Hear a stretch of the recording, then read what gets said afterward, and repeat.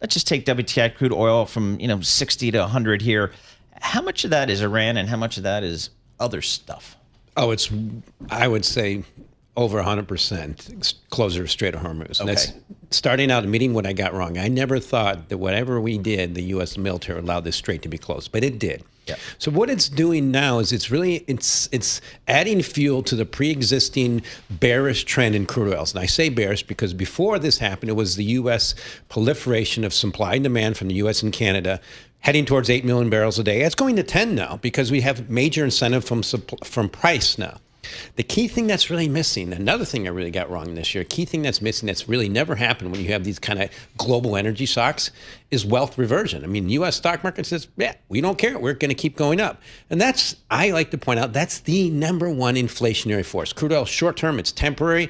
The price you see on the screen was first traded in basically at end of 2007, 2008. We've seen this before, but it's starting driving season, right?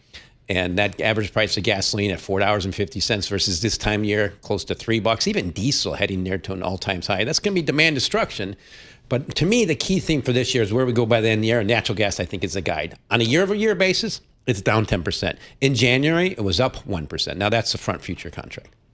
Okay, that's a lot to digest here. And what you've also been saying fairly consistently is that if you look at oil due for delivery in December, it's a whole different picture.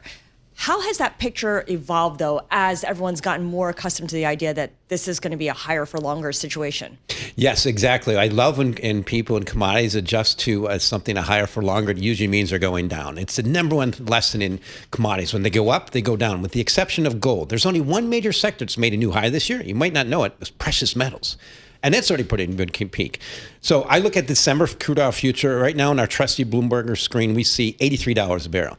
I'll stick my neck, and I still think that's going to be closer to 50 by the time we get to midterms. The average cost of production in this country is closer to 50, maybe 55. And the thing is, what does Mr. Trump need? Now, how he gets it, it's being a little more difficult than most of us had thought, but he has to have that happen. So look at the repercussions if it stays higher. Republicans are already toast. There'll be more toast. People will be clamoring about inflation. And imagine if it stays high and even if the stock market goes down, what happens to the 2028 election? This is very serious political stuff. I hate to say it, but it's just a fact where prices are.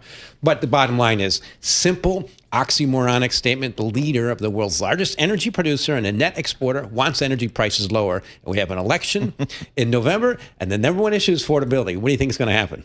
Yep. They're going to find a way. Exactly. That's my focus. And I hate to be political, but that's what matters in crude oil right now. Red headline across the Bloomberg terminal. EIA says U.S. natural gas stockpiles rose 101 BCF last week. And I look at the Henry Hub nat gas, that's the U.S. nat gas, that's down 47% year to date, down 19% year to date. Yeah. So you're saying that we should look at nat gas as a little bit of precursor of directionality for oil. So for nat gas, I always use year over year because it's so seasonal. You have to compare natural gas to the same month last year, and it's down 10%. So that's a shocker. But the key thing is it's the number one measure for heat, electricity, and bottom line, fertilizer. I come to the Corn Belt. When you want to put fertilizer on your crops, you use anhydrous ammonia. That comes from U.S. natural gas. And we're the largest net exporter of LNG. So these are things Mr. Trump has in his favor. But natural gas has been a great leader. It's a high volatility leader in energy, and it's plunged on the year, down 10% year over year. I expect that's what's going to happen. Again, the same thing happened in 2023 when a lot of people are calling for crude oil to go to 150, and I stuck with my $50 mark. Yeah, okay, I got the 54. But the key thing is natural gas typically goes from 5 to 2. And this year we're on around 7. And when it goes up, it goes back down. It's just the simple things that happen in elastic commodities. And again, we have a motivated government to bring on more supply. All right. Mike, very quickly, Paul was telling us about how Iran is in talks with Oman over a permanent toll system for Hormuz.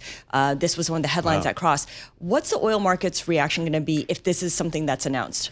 That's a shocker. I mean, they're not going to like that. But what they're going to do is just move away. And what is Saudi Arabia doing? Saudi sending this, crude pipelines through to the Red Sea, and even UAE can export crude oil through a pipeline to the Gulf of Oman. So it's just also bottom line is energy price making status has shifted to the Western Hemisphere and U.S. in the middle.